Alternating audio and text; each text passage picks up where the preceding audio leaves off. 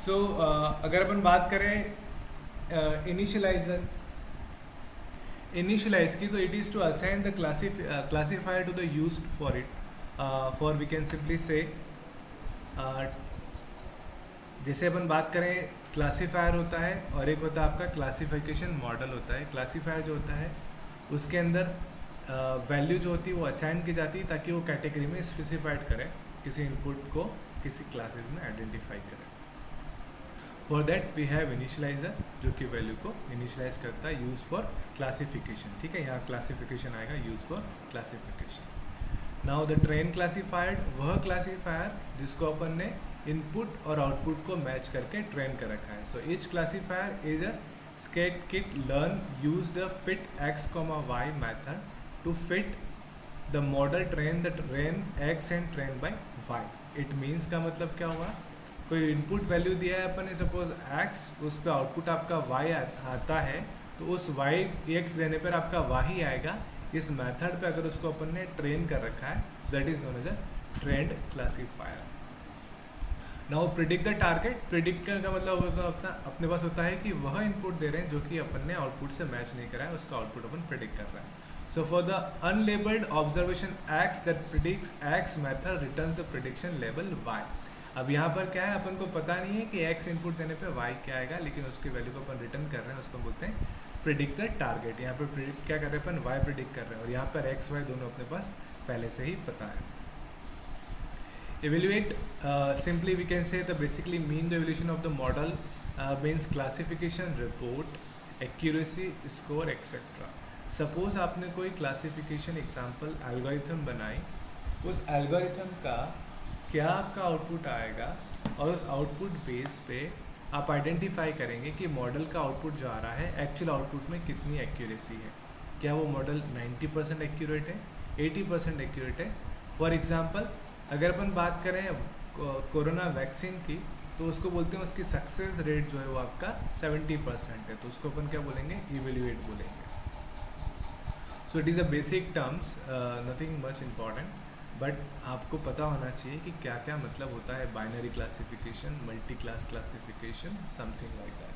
ठीक है, नाउ यहाँ से शुरू होता है आपका मेन टॉपिक, वी कैन से जो क्लासीफायर होते हैं। There are mainly two types of learner, दो प्रकार से सीखते हैं। एक तो आपका लेज़ी कहलाता है और एक आपका सिंपल सा कहता है eager learner. If you are talking about the lazy, it means उसको अपन ने सिखा दिया है, लेकिन जो प्रिडिक्शन करेगा वो थोड़ा लेट करेगा। ठीक है, और ईगर जो होता है वो आपका प्रिडिक्शन जो होता है वो थोड़ा जल्दी करता है। इन वर्ड्स में क्या कह सकते हैं, देखें, the lazy learner firstly store the training data and wait until the receive the test data set। तो सबसे पहले क्या करता है, ट्रेनिंग डेटा सेट जो होता है उसको स्टोर कर देता है, and wait for the test data. Test data का मतलब क्या होता है, अपन ने कोई सैंपल लिया जिसमें से 50% अपन ने ट्रेन के लिए लिया, 50% अपन ने ट्रेन के लिए लिया, और 50% अपन ने टेस्ट के लिया।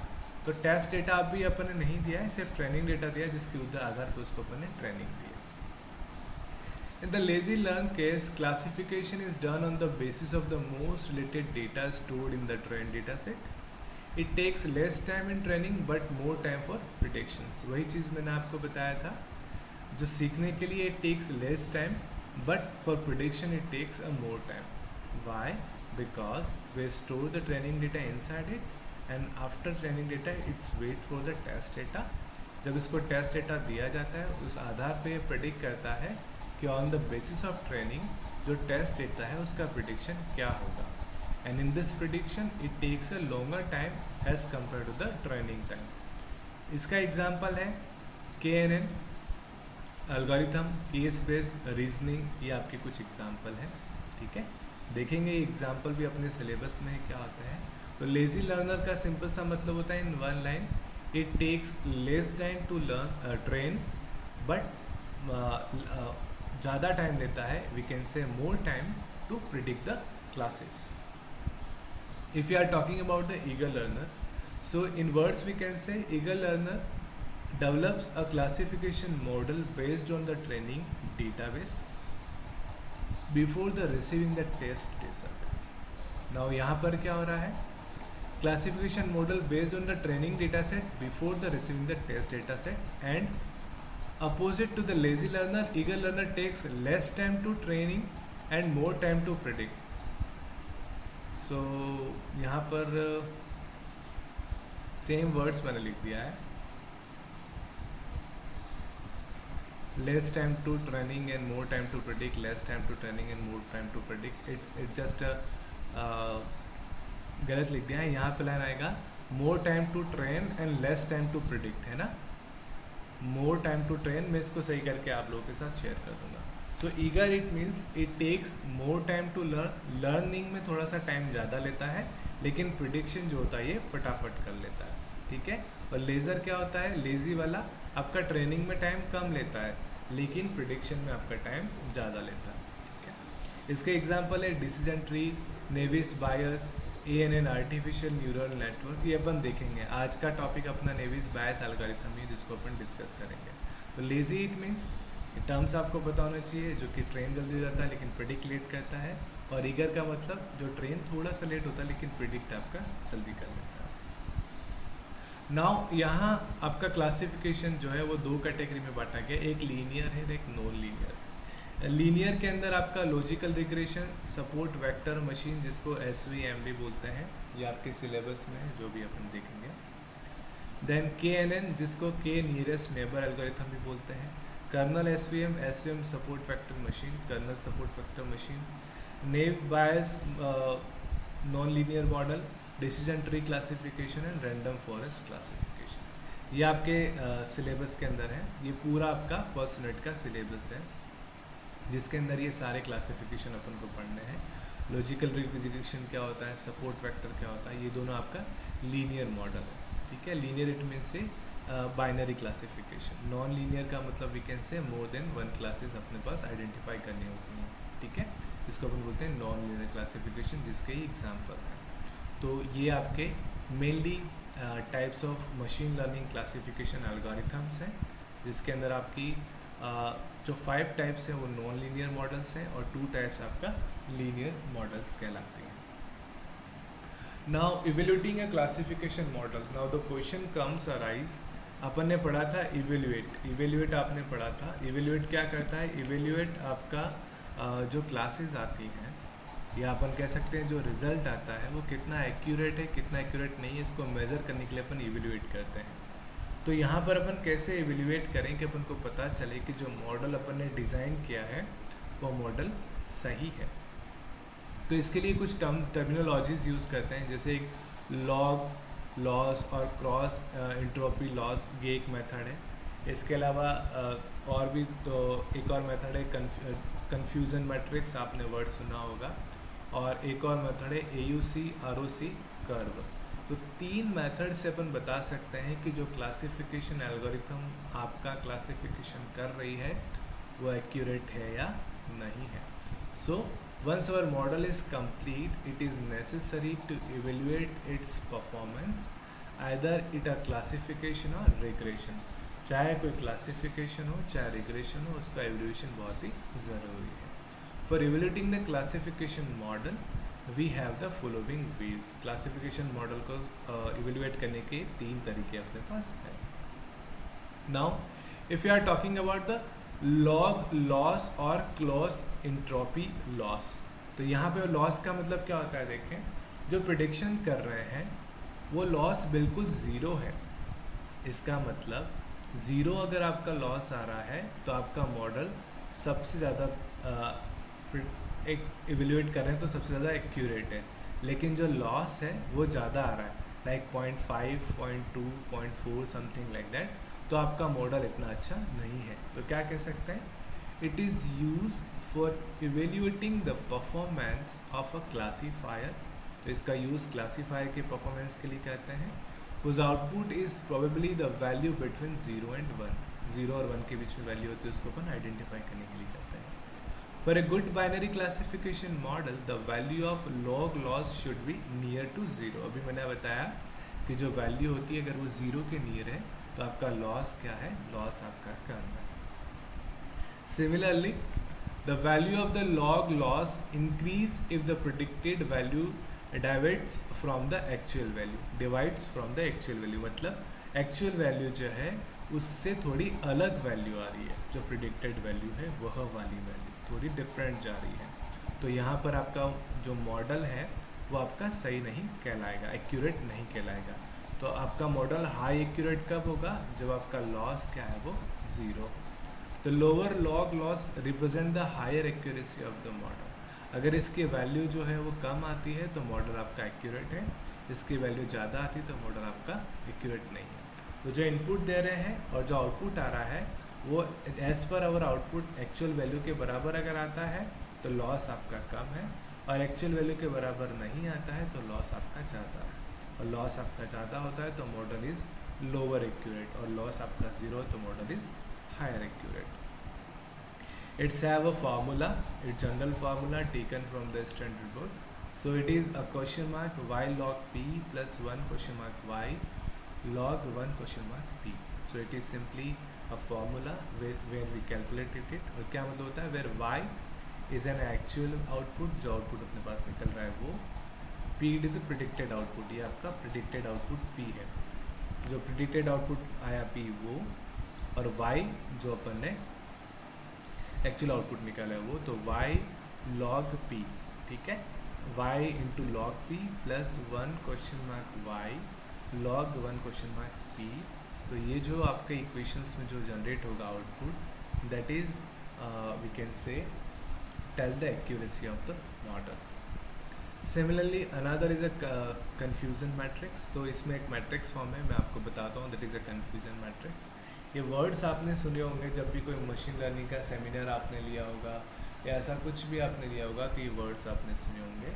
सो when we talking about the confusion matrix, तो जनरली इसको अपन कन्फ्यूजन मैट्रिक्स भी बोलते थे, या परफॉर्मेंस मॉडल के डिस्क्राइब करने के लिए एक मॉडल होता है उसको भी अपन कह सकते हैं। तो यहाँ पे आप देखो, तो यहाँ पे दो टर्म्स यूज़ की गई हैं, actual positive and actual negative, और यहाँ पे लिखा है predicted positive and predicted negative. So यहाँ पर actual things it means for an example, आपने कोई फॉर एग्जांपल टेस्ट डेटा लिया कि x जो है उसको इनपुट देने पे y आपका आना चाहिए, तो y जो है वो आपका एक्चुअल पॉजिटिव है या एक्चुअल आउटपुट है। लेकिन आपने कुछ प्रिडिक्टेड वैल्यू की p कोई प्रिडिक्ट किया कि x अपन इनपुट दिया तो प्रिडिक्ट उसका कुछ p आ रहा है, तो p is a predicted value जो कि टेस्ट डेटा में अपन निकालते हैं, और ट्रेनिंग के टाइम जब अपन x देने पे y आ रहा है उसको हम बोलते हैं एक्चुअल वैल्यू, ठीक है।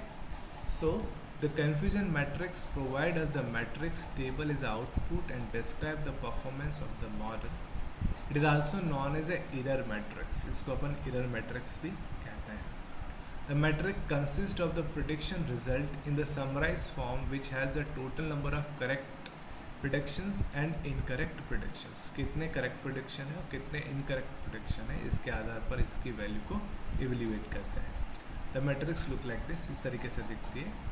नाउ प्रिडिक्टेड पॉजिटिव, अगर ये ट्रू है actual positive, predicted positive actual positive दोनों ट्रू है तो आपका मॉडल एक्यूरेट है, और एक्चुअल नेगेटिव है, प्रिडिक्टेड पॉजिटिव आपका ट्रू है तो ये आपका क्या होगा, फॉल्स होगा। इसका मतलब क्या हुआ, आपने x इनपुट दिया, आपका y एज आउटपुट आ रहा है, और आपने x इनपुट टेस्ट डेटा दिया और y जो आउटपुट प्रिडिक्शन p आ रहा है वो y के जैसा ही है।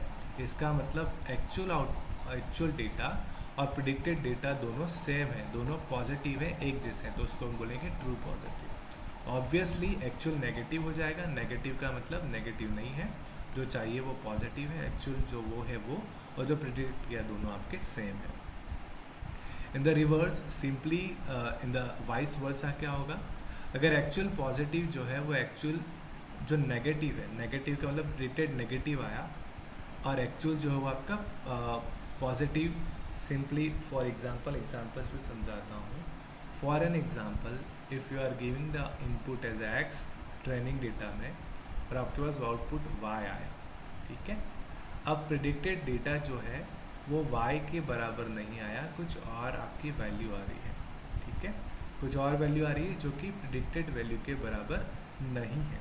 तो प्रिडिक्टेड वैल्यू के बराबर नहीं है तो actual data and predicted data are not equal to each other, then predicted is negative तो प्रिडिक्टेड एक्चुअल पॉजिटिव का मतलब क्या हो गया, एक्चुअल पॉजिटिव तो फॉल्स है, लेकिन एक्चुअल नेगेटिव का मतलब क्या हो गया, जो प्रेडिक्टेड डेटा है वो और जो एक्चुअल डेटा है वो दोनों आपस में डिफरेंट है, तो इसको अपन क्या बोलेंगे, ट्रू नेगेटिव। नेगेटिव है ये ट्रू है, और यहाँ पर क्या बोलेंगे, पॉजिटिव जो है वो ट्रू है।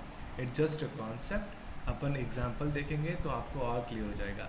सिंपल से अगर अपन सिंपल वर्ड्स में बोले हैं तो पॉजिटिव ट्रू कब होगा, जब प्रिडिक्टेड वैल्यू और टेस्ट डेटा की वैल्यू क्या होगी, आपकी सेम होगी या नियर बाय होगी, तो उसको अपन पॉजिटिव ट्रू बोलेंगे। और we can say the value is differ to each other, negatively आ रही है तो उसको अपन बोलेंगे ट्रू नेगेटिव। ये समझ में आया आपको? तो वर्ड्स में थोड़ा कन्फ्यूज़न हो सकता है, पर एग्जाम्पल से समझोगे तो समझ में आ जाएगा। So what is the accuracy? Accuracy is true positive plus true negative upon total population. Suppose 100 cases लिए, उन 100 केसेस में 80% आपका पॉजिटिव है, 20% नेगेटिव है, तो दोनों को ऐड करके पॉपुलेशन से डिवाइड करेंगे तो अपने पास क्या आ जाएगा, टोटल एक्यूरेसी उस मॉडल की कितनी है, 80% एक्यूरेसी या 20% एक्यूरेटी है, समथिंग लाइक दैट। ठीक है। So the next is AUC ROC curve. ये कर्व के आधार पर भी अपन आइडेंटिफाई करते हैं कि जो मॉडल है वो आपका we can say highly accurate है या लोअरली एक्यूरेट है। So ROC curve stand for received operating characteristics curve and AUC stand for area under the curve.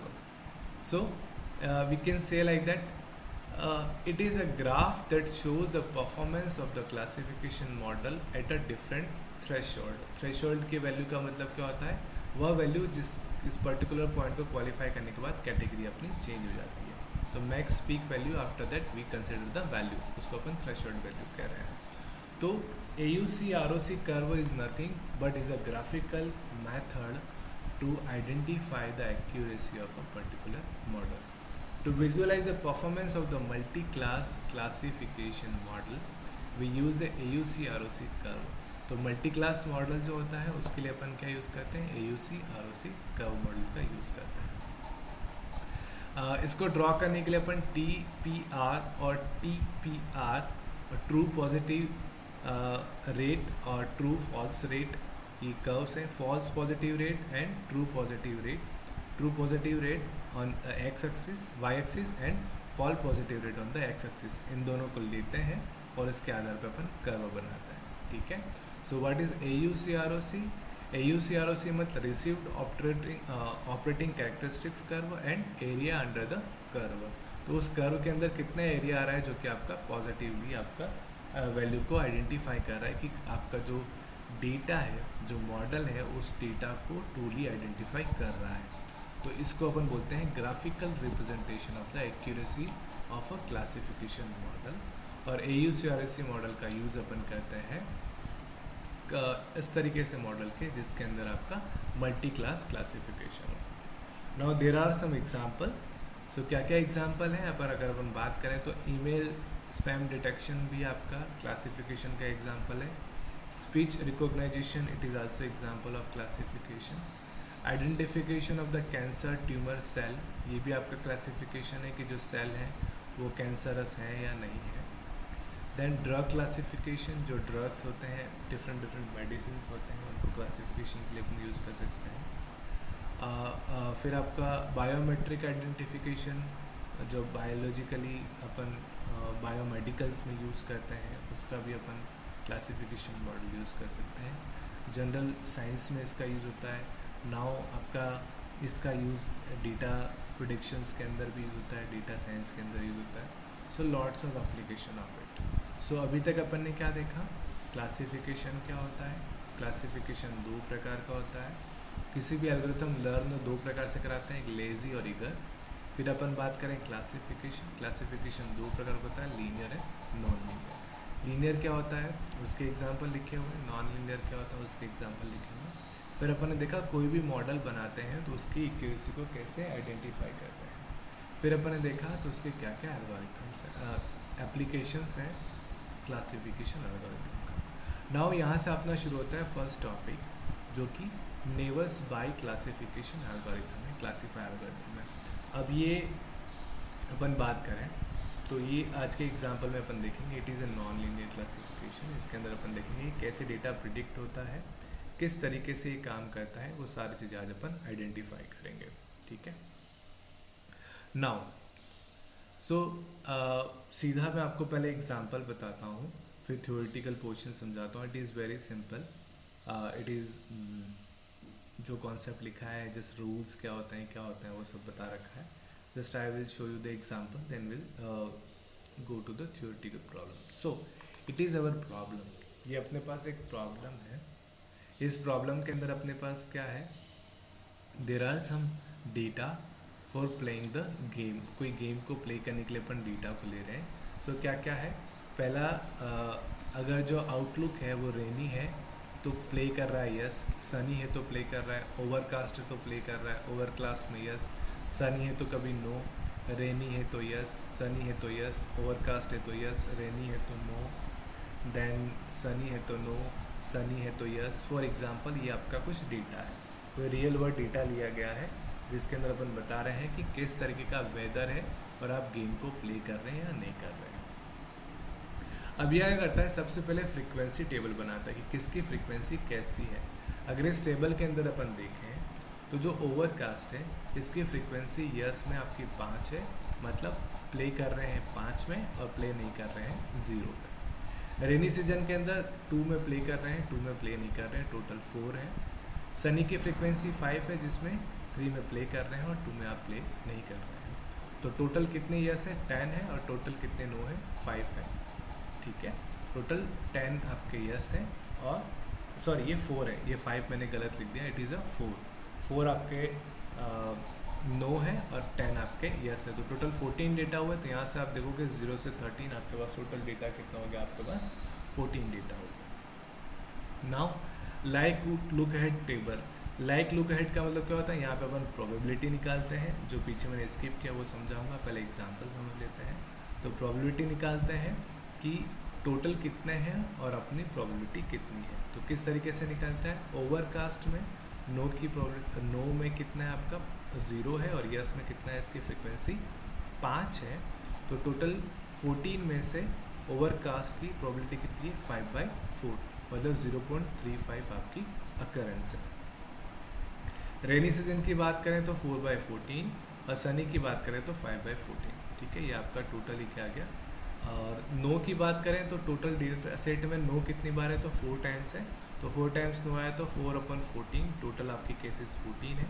तो 0.29 जो परसेंटेज है वो आपका नो का है, और 0.27 आपका क्या है, यस का आपका परसेंटेज है कि खेल रहे हैं 0.75 में। तो ये एक डेटा सेट था, उसका फ्रीक्वेंसी टेबल निकाला, उसका लाइकहुड टेबल निकाला।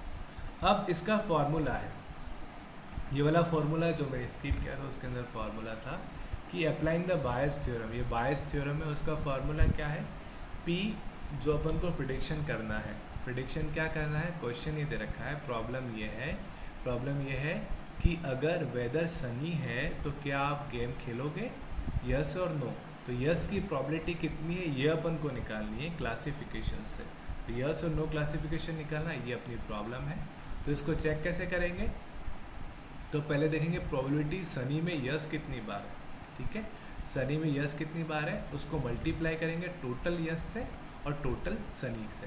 ठीक है, कैसे होगा देखो यहाँ पर, अगर इस एग्जांपल में अगर अपन देखें तो इस एग्जांपल में सनी और यस, तो देखो यहाँ पर टोटल सनी और उसमें यस कितनी बार, तो 3/10। यहाँ पर देखें ये आपका सनी का है, टोटल सनी यस कितनी बार है, 3। तो टोटल यस कितनी बार आ रहा है, 10 बार, और उसमें से सनी कितनी बार है, 3 बार है।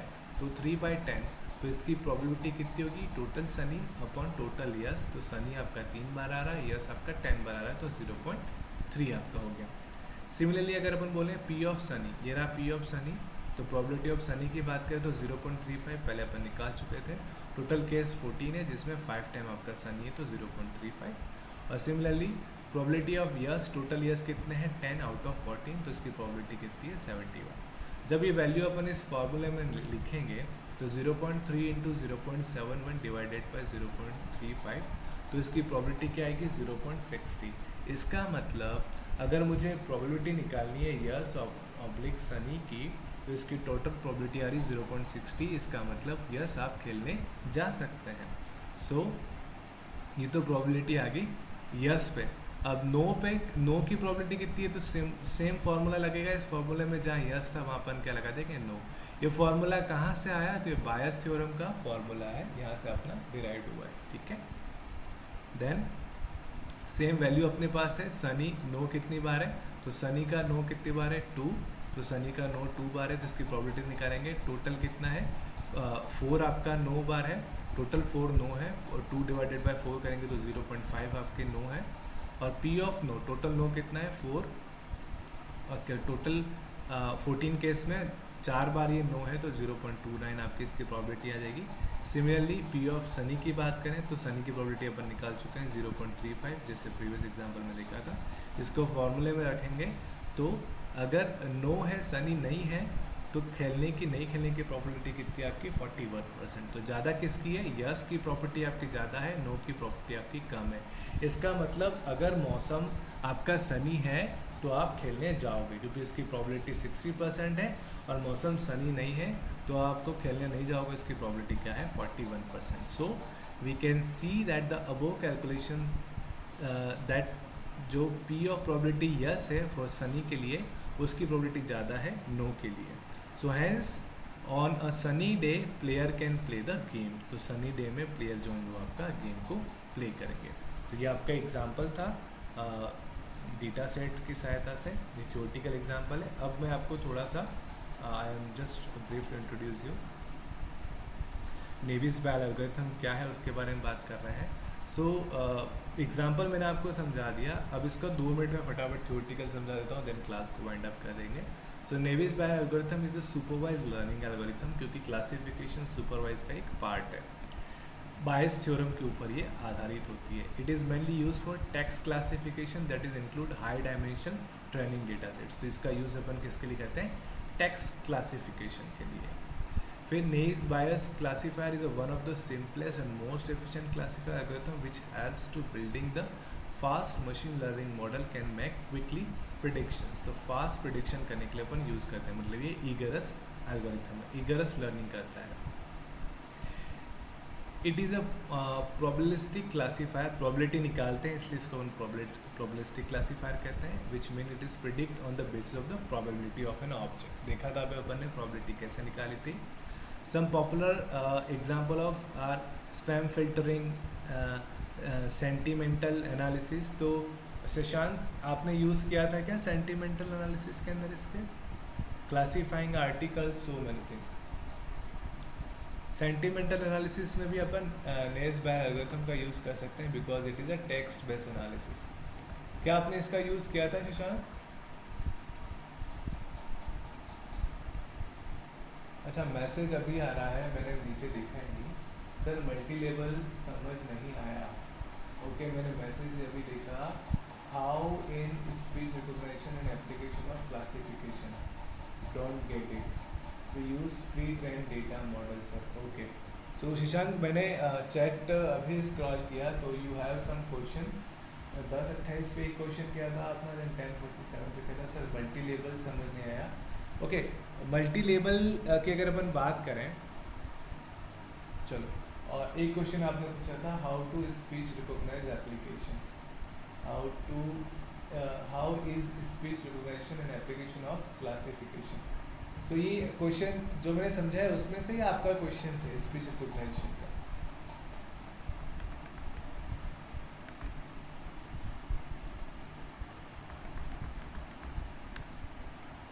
अभी 11 बजे क्लास है तो मैं मैसेज कर देता हूँ फर्स्ट डे, ताकि 10 मिनट लेट लेंगे, तो मैं आपके टॉपिक को मैं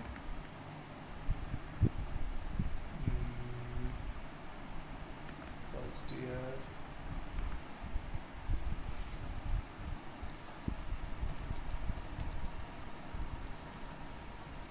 CSE CS program solving class will be at 11:20.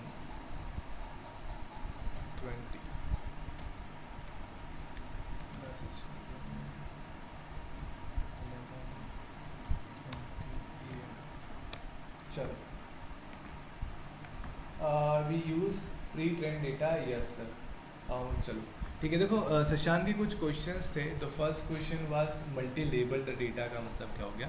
देखो लेबल्ड का डेटा की बात करें तो वह डेटा जिसके अंदर आपका ट्रेनिंग सेट है, same for input we have the particular output data. ठीक है, अब यहाँ पर लेबल्ड की बात करें तो किसी पर्टिकुलर एक्स के साथ अगर आपका कोई पर्टिकुलर वाई जुड़ा हुआ है, दैट इज़ ए डेटा। अब यहाँ पे अपन बात करें तो इनपुट जो आ रहा है, इनपुट सेट आ रहा है, अगर वो बाइनरी क्लासिफिकेशन है तो अपन कह सकते हैं सिंगल लेबल्ड डेटा अपन कह सकते हैं। लेकिन मल्टी क्लास अपने पास आ रहा है तो आपके पास मल्टी लेबल्ड वैल्यू आएगी। क्यों? क्योंकि फॉर पर्टिकुलर इनपुट आपके पास बहुत सारे लेबल्ड आउटपुट आपके पास आ रहे हैं। For x there will be a output, कोई एक क्लास आ रही है, देन दूसरी क्लास, देन तीसरी class, and so many further classification हो सकते हैं। We can see in the multi class classification. ठीक है, और जब मैं आपको बताऊंगा मशीन लर्निंग के अंदर पाइथन का एग्जांपल तो और अच्छे से क्लियर करके बता दूंगा विद एग्जांपल, आपको समझ में आ जाएगा with the data set. Now point number 2, दूसरा क्वेश्चन आपका था sir how would speech recognition application of classification, speech recognization के अंदर क्लासिफिकेशन कैसे यूज़ करते हैं। तो classification is a class classification, और स्पीच रिकॉग्नाइजेशन के अंदर भी अपन क्लासेस निकालते हैं। क्लासेस क्या होगी, जैसे अपन स्पीच को रिकॉग्नाइज कर रहे हैं तो किसी न किसी लैंग्वेज में किसी न किसी फॉर्म में अपन उसको कन्वर्ट कर रहे हैं। तो अपनी जो वॉइस है एज ए इनपुट हो रहा है, और इस इनपुट के लिए अपन को एक एल्गोरिथम यूज़ करेंगे। वो एल्गोरिथम का ट्रेनिंग डेटा सेट करेंगे कि आपकी जो वॉइस है इसमें वर्ड्स ये हैं, वो इनपुट डेटा सेट होगा। सपोज़ आपका वॉइस फॉर्म में होगा, उसको अपन इलेक्ट्रिकली रिकॉर्ड करेंगे और उसकी अपनी मैपिंग होगी विद द स्टोर डेटा। आपके पास जो जो भी डेटा है, अल्फ़ाबेट्स हैं या वर्ड्स हैं, उनके साथ उसकी मैपिंग करेंगे। और मैपिंग करने के बाद सपोज़ उसको ट्रेन करेंगे कि ये डेटा आया तो ये डेटा आपका एज ए आउटपुट टेक्स्ट आना चाहिए।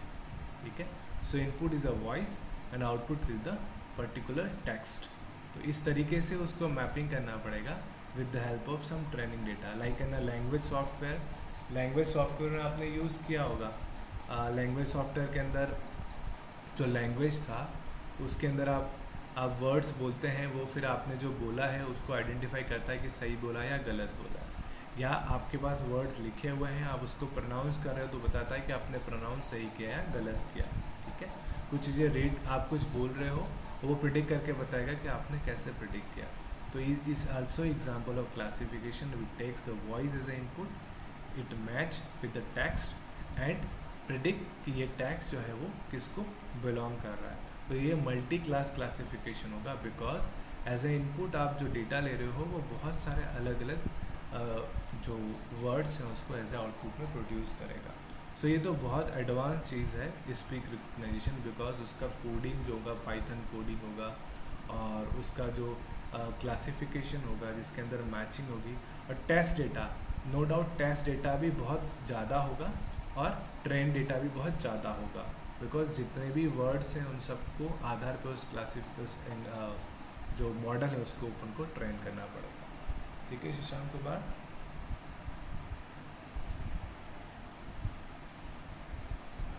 अब आए क्या कुछ मैसेज? ओके चलो, सो प्रोबेबिलिटी बेस्ड क्लासीफायर है आपका ये, जो कि सेंटिमेंट एनालिसिस के अंदर भी ये यूज़ होता है, जिसके अंदर टेक्स्ट एनालिसिस अपन करते हैं। अब इसको ये एल्गोरिथम नेज बायस एल्गोरिथम ही क्यों कहते हैं, because naive is a call naive because it assume that the occurrence of the certain features is independent to the occurrence of the other features. For example suppose अपन fruit की बात करें, कोई Apple है, उसकी अपन क्लासिफिकेशन कर रहे हैं, तो एप्पल का रंग रेड है, एप्पल स्वीट है, ठीक है, उसका शेप राउंड है, ठीक है, या ओवल शेप में है, या समथिंग अपन जिस टाइप का उसका शेप है, सर्कल शेप में जिस टाइप का अपन कह सकते हैं, सॉलिड बॉल शेप में जिस टाइप का उसका शेप है। तो ये जो आप फीचर्स हैं, स्वीटनेस, शेप, कलर्स, ये सारे फीचर्स आपस में इंडिपेंडेंट हैं, जिनका एक दूसरे से कोई लेना देना नहीं है, इसलिए इसको बोलते हैं नेव। ठीक है, ये एग्जांपल जो मैंने आपको बोला वही एग्जांपल इसके अंदर लिख रखा है। Then Bayes is a theorem जो कि अपन ने यूज़ करते हैं, जो थ्योरम पे अपन ने यूज़ करती है, that is simply known as a Bayes theorem. ठीक है, because it depend on the principle of Bayes theorem. Bayes theorem क्या है, यही फार्मूला, ये रहा फार्मूला जो अभी अपन यूज़ किया था कि total P of B A क्या होगा, पी ऑफ ए अपन पी ऑफ बी अपन ने निकाला था एग्जाम्पल में ही। जैसे अपन को ट्रू निकालना था, अपन ने निकाला था सनी और यस। तो पहले क्या किया था, यस की प्रोबेबिलिटी निकाली थी, उसको सनी की प्रोबेबिलिटी से डिवाइड किया था एग्जाम्पल में। टोटल अपन क्या निकाल लिए थे, पी ए ऑफ बी। तो इसको क्या बोलते हैं, the Bayes theorem is also known as the Bayes rules और Bayes law which is use to determine the probability of the hypothesis. Hypothesis का मतलब क्या डिसीजन अपन लेंगे with the prior knowledge is depend on the conditional probability. जो probability निकालते हैं उसके आधार पर डिपेंड करती है। तो अपन आपको ध्यान हो तो अपन ने लाइकहुड प्रोबेबिलिटी भी निकाली थी, फिर पोस्टोरियल प्रोबेबिलिटी निकाली थी। प्रायर प्रोबेबिलिटी क्या होती है, पोस्टर प्रोबेबिलिटी अपन प्रिडिक्ट कर रहे हैं और प्रायर प्रोबेबिलिटी अपने पास ऑलरेडी पहले से है, ठीक है। मार्जिनल प्रोबेबिलिटी क्या है, मार्जिनल मतलब उस टोटल सनी को अपन ने काउंट किया था तो कितनी आपकी टोटल सनी वैल्यू है। तो यहाँ पर बोले P of A B is the posterior मतलब जिसको अपन को प्रिडिक्ट करना है। Probability of hypothesis on the observation of event B, B event observe करने पर क्या होगा आपका। Then P of B A it is likelihood probability. Likelihood probability अपन ने निकाली थी कि आपका सनी यस कितनी बार है, सनी नो कितनी बार है, ये अपन ने देखा था। Probability of the evidence given that the probability of the hypothesis is true. तो हाइपोथेसिस ट्रू होने पे क्या प्रोबेबिलिटी, तो हाइपोथेसिस अपन ने शुरू में पढ़ा था। हाइपोथेसिस के अंदर अपन हाइपोथेसिस एनालिसिस करते हैं जिसके अंदर ट्रू इवेंट जो है वो अपन ने लिया था, और ये अपन ने एमएल एल्गोरिथम के अंदर भी किया था, जो कि आपको एग्जांपल में लास्ट एग्जांपल में लैब में देखा था। आज उसको अपन कंप्लीट करेंगे।